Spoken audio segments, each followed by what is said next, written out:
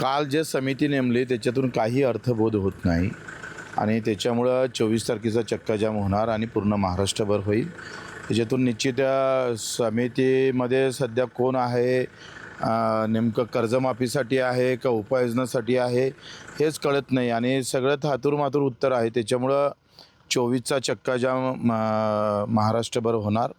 जिथपर्यंत कर्जमाफीची ठोस भूमिका घेतल्या जात नाही, तारीख सांगितल्या जात नाही, तोपर्यंत आमचं आंदोलन ठाम राहणार आहे.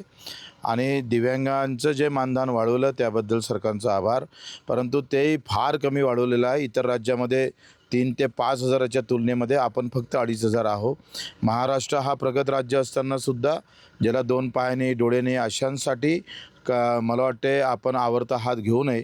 फडणवीस साहेबांचा एकाकडे आभार मानत असताना त्याला अधिक आपल्याला समोर लढा द्यावं लागेल. केंद्रातलं मानधन वाढवून घ्यावं लागेल आणि यासाठी आम्ही लढत राहू जिथपर्यंत आमचे मेंढपाळापासून तर मच्छीमार आणि शेतमजूर आणि शेतकरी हा विषय सुटणार नाही, तोपर्यंत आंदोलन चालू राहील.